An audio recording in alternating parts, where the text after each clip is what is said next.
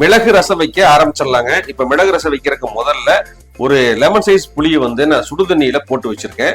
இது நல்லா ஊறட்டுங்க. அதுக்கப்புறம் அதை கரைச்சு வடிகட்டி எடுத்து வச்சுக்கலாம். இப்போ ஒரு மிக்ஸி ஜார் எடுத்துக்கலாங்க. 2 வரமிளகாய், 2 டீஸ்பூன் குருமிளகு, 1 டீஸ்பூன் சீரகம், கொஞ்சமா கருவேப்பிலை, இது எல்லாத்தையுமே கொரகொரன்னு அரைச்சு எடுத்துக்கலாம். இப்ப பாருங்க, இதை கொரகொரன்னு அரைச்சு எடுத்தாச்சு. அடுத்தது ஒரு 7-8 பூண்டை இதே மாதிரி லைட்டா ஒரு சுத்திக்கலாம். அரைச்சு எடுத்தாச்சுங்க. இது ஒரு ஓரமா இருக்கட்டும். இப்ப இந்த சுடுதண்ணீர் போட்ட புளி வந்து ஒரு 5 நிமிஷம் நல்லா ஊறிச்சுங்க. இப்போ இன்னும் கொஞ்சம் தண்ணி சேர்த்துக்கலாம். தண்ணி சேர்த்திட்டு நல்லா கரைச்சு வடிகட்டிக்கலாம்.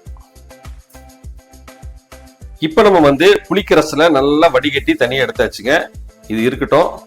இது கூடவே பாத்தீங்கன்னா நம்ம ஏற்கனவே புளி கரைச்சோம் பாத்தீங்களா, அதுலயே ஒரு 2 தக்காளிய இதுல சேர்த்து இதையும் கரைச்சிடலாம். இப்ப இது நல்லா கரைச்சாச்சுங்க. இதையும் வடிகட்டி வச்சுக்கலாம்.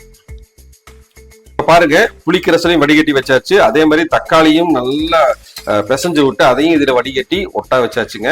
இதுல பாருங்க, ஒரு டஸ்டும் இல்லை, தெளிவா இருக்கு.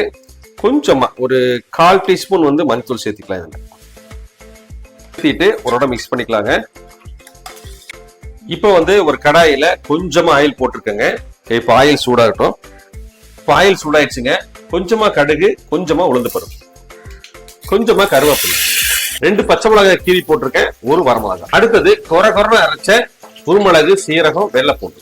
மசாலா வந்து ரொம்ப நேரம் எண்ணெயில வதக்கூடாதுங்க. சும்மா போட்ட உடனே ஒரு 2 திருப்பிட்டு இது கூடவே பாத்தீங்கன்னா நம்ம கொஞ்சமா பெருங்காயம் சேர்த்துக்கலாம்.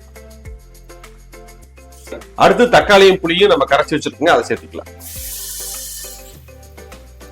அடுத்தது 1 டீஸ்பூன் கல்லுப்பு.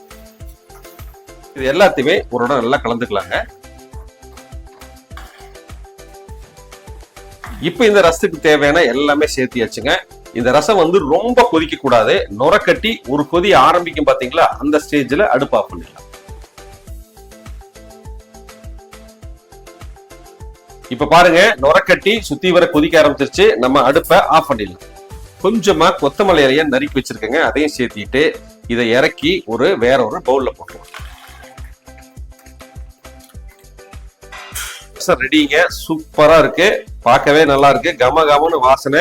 இந்த குருமிளகோட வாசனை தான் ரொம்ப அதிகமா அடிக்குது. கடைசியா நம்ம கொஞ்சம் கொத்தமல்லி தூவணும், அந்த வாசனையும் வருது.